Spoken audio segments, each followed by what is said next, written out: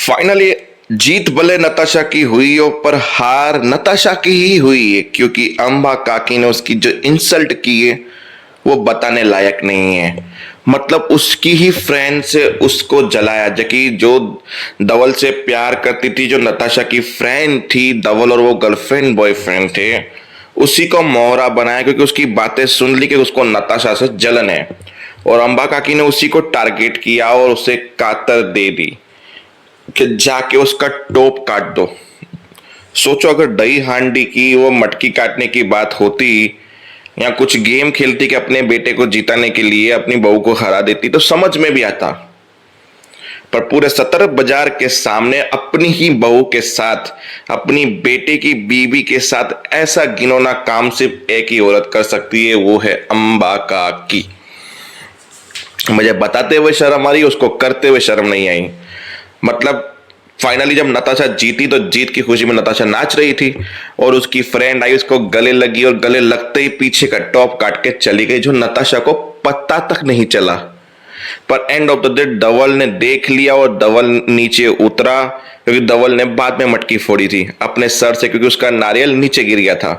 धवल ने आके पीछे से हक कर दिया। फिलहाल में नताशा की इज्जत बचा ली, पर जब टॉप फटा तब नताशा नाच रही थी और पूरा सोमनाथ कुर्सियों से खड़ा हो गया ये सीन देख के, क्योंकि शर्मजनक सीन था। बाकी रही बात चीकू की, जहां पे भेदभाव की नौसुमन से बात हुई कि तुम भेदभाव क्यों कर रहे हो। नताशा और चीकू की परवरिश तो साथ में हुई थी, फिर उसको ढूंढने की आपने कोशिश क्यों नहीं की? क्योंकि वो आपका खून नहीं था इसलिए?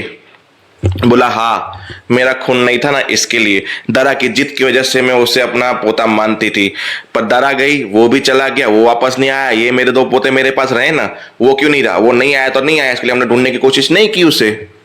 वैसे भी परंपरा कौन निभा रहा है? मतलब कि नताशा की जगह पे शेष और मिट्ठू को होना चाहिए, वो तो कुछ कर ही नहीं रहे, न काम के न काज के। घर भी नताशा संभाले, दुकान भी नताशा संभाले, और ये दही हांडी की इज्जत भी नताशा संभाले। पर ये तो मखवाना की हो गई। बोला तुम्हारी कितनी छोटी सोच है। मखवाना की कैसे हुई? हमारी हुई ना जीत। हमारा गर्व हुआ, खून तो पंड्या का ही है ना। माफ करना सुमन में, शादी के बाद खून अपना नहीं पराया हो जाता है। बोला ये तुम्हारी सोच है। चीकू को आया गुस्सा, अपनी गाड़ी की 2 लीटर टंकी से 5 लीटर का पेट्रोल निकाला और जाके पूरे पंड्या स्टोर पे छटक दिया। जलाना तो पड़ेगा क्योंकि मैं पंड्या नहीं हूं। जैसे ही तीली जलाई, पीछे से अमरीश भाई साहब आ गए। क्या कर रहे थे तुम? बोला वही जो आप करना चाहते थे, इसको नष्ट। उस दिन कॉल पे मैंने भी सुना था कि आपने ऑर्डर दिया था कि पंड्या स्टोर को उड़ा दो, तोड़ दो। फिर अपनी बहू के सामने ये अच्छे बनने का नाटक समझ में नहीं आया आपका अमरीश भाई साहब। बोला देखो, इतना तो मैं समझ चुका हूं कि तुम्हें इस पंड्या स्टोर में कोई दिलचस्पी नहीं है, तुम भी इसके विरुद्ध हो। क्यों वो मैं नहीं जानना चाहता, पर हाँ ये मेरे गले की हड्डी जरूर है जिसे मैं निकालना चाहता हूं। ठीक है, तो मैं आपकी क्या मदद कर सकता हूं इसको तोड़ने में? तो बदले में मुझे क्या मिलेगा? मैं तुम्हें इस सतर बाजार के तोड़ने का और काम आगे बढ़ाने का शॉपिंग मॉल का सुपरवाइजर बना रहा हूं। चलेगा? Deal done. चीकू ने मिला लिया हाथ, वो भी अमरीश भाई साहब से। तो देखते हैं कहानी में क्या नया ट्विस्ट आता है। सीरियल वहीं खत्म होता है और सस्पेंस यानी एंड की बात करूं तो अम्बा काकी फिर से बोलती कि तूने हमारे पूरे सतर बाजार के सामने इज्जत पलित कर दी। जहां नताशा भी सही बोल रही कि मेरे को यहाँ पे कोई गलती नहीं दिख रही, आपकी छोटी सोच की गलती दिख रही है मुझे यहाँ। अगर यही गलती अगर आपकी बेटी के साथ हुई होती तो भी आप यही कहती क्या? इसमें मेरी तो कोई गलती नहीं थी। तो देखते हैं ये बहस कहाँ तक छिड़ती है। और ऐसे ही एक बहस अमरीश भाई साहब की बीबी और धवल और नताशा के बीच में छिड़ दी रक्षाबंधन वाली।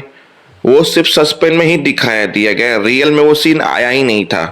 तो हो सकता है कि ये सीन भी रियल में ना आए। पर आज गुस्सा बड़े थे अम्बा काकी और अमरीश भाई साहब, क्योंकि उनको पसंद ही नहीं कि उनकी बहू लड़कों के ऊपर चढ़ के दही हांडी खेल रही थी। क्योंकि बहुत लोग उनको सुना के चले गए कि वाह, एक पंड्या स्टोर के लिए आपने अपने संस्कार, अपने उसूल सब दाव पे लगा लिया। तो देखते हैं होता क्या है। तब तक के लिए जय हिंद।